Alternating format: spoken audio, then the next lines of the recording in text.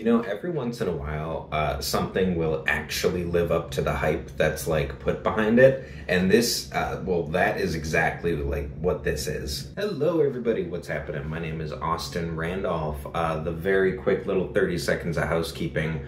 If you dig what I do, I'm trying to build this thing up. I'm still kind of new to this, but I'm actually having quite a bit of fun. So give me a sub, like, what's the lingo? A sub if you would be so generous, if you kind of want to hear more of what I have to say. And follow me on TikTok, same username is here. And I think that's it for housekeeping. But today's subject, this thing. This is the Epiphone ES-355 Shinichi Ubukata. Everyone on the internet was one. Okay, here's the thing. This guitar looks cool as shit. It has the Trini Lopez, like diamond cuts, obviously Bigsby tailpiece. It has the baritone switch. It's a 355, so you get the inlays, and it has the block custom inlays and the custom diamond in the top. This thing just looks dope. And I did a little bit of looking around before recording this. So I think I got really lucky because you cannot find these in the States right now. I think there's like one for sale in the States on Reverb right now. Not Musician's Friend. Sweetwater is sold out of them. I think they only released like a very small amount of them for the States. And this was like way primarily a Japanese, well, Japan only release, which would make sense because, again, I don't know who this dude is, but he's very well known in Japan. So we're gonna listen to it for a second, and then I have some thoughts about this.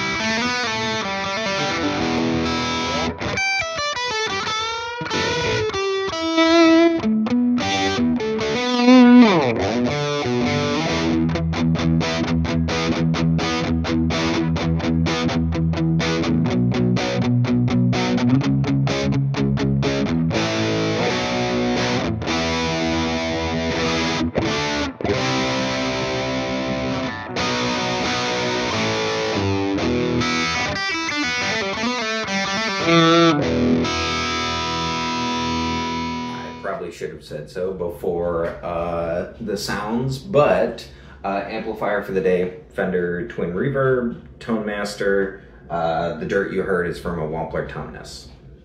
Okay, cool, all done. So, the nitty gritty. This is 1,200 bucks, which is a lot.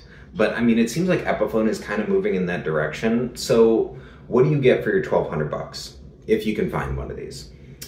Well, you get a set of Gibson Classic 57 pickups, which I've never actually played a guitar with these pickups in it.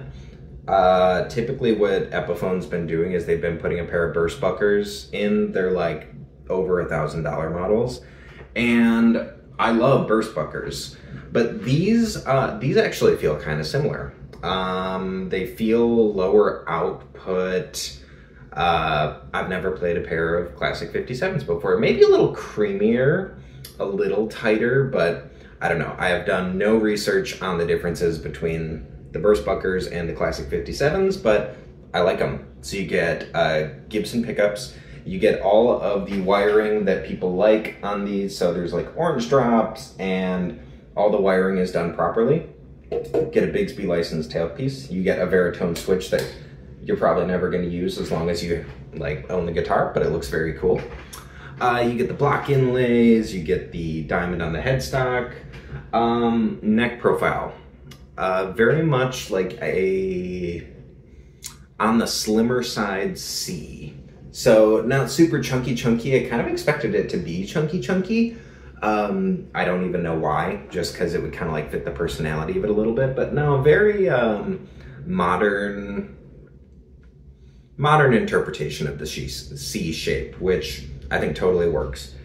Man, oh, also one more thing. I don't know if I'm just losing my mind, which is a distinct possibility, but these tuners, these look like the Grover tuners that are on everything.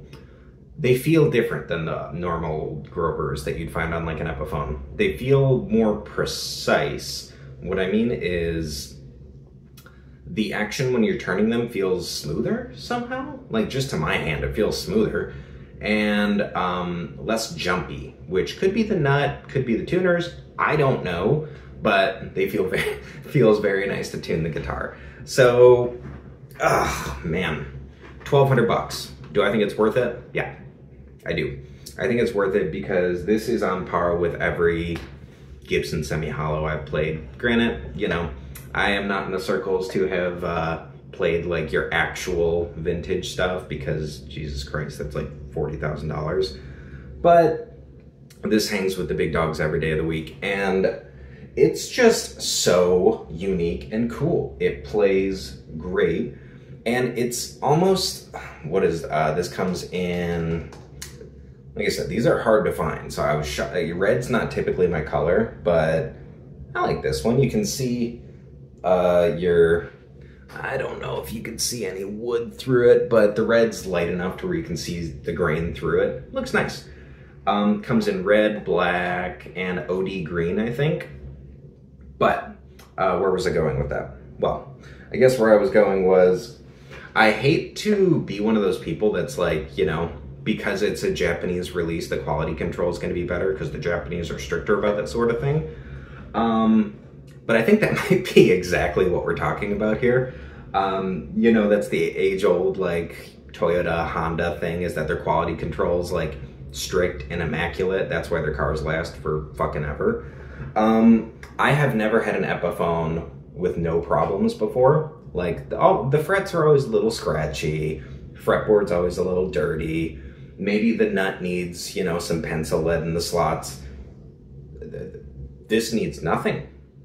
Every single thing is QC'd the way it should be from the factory. So, you know, do you have Gibson pups in it? Yes. Does it play great? Yes. Does it sound great? Yeah, I think so. This guitar is so, like, gaudy in the best way. If you don't mind that, like, you know, there's plenty of dudes out there that are the same dudes that are kind of like the matching numbers Corvette guys, where it's like, well, this engine block was produced the same day as this Corvette in 1957. And, like, just me personally, I don't give a shit. So, this is not going to be your matching numbers Corvette. This is not, like, a 355 just like it would have been in 1962 or whatever.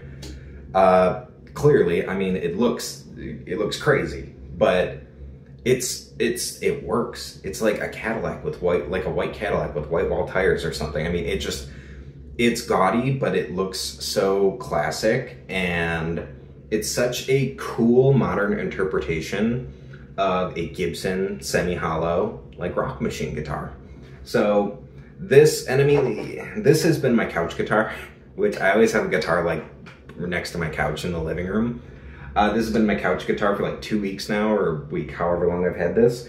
Just one, because every time I walk in the house, I look at it and go, ooh, that looks good. Like, oh, that looks cool.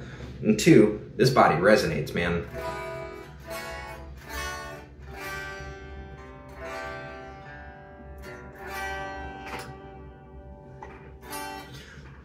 If you can find one, buy one of these.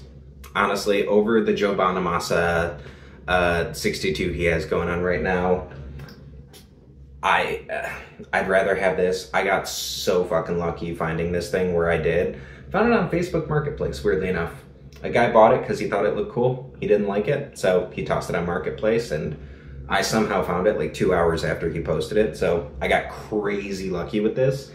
If you live in the US, these are hard to come by, but 100% hands down, if you find one, buy it. This is the best Epiphone I've ever played, and this is one of those, you know, you buy it, you get it home, and you're like, ooh, this scratched like an itch I didn't know I had, so I'm gonna be keeping this for a while. So thanks for tuning in, thanks for tuning in, everybody.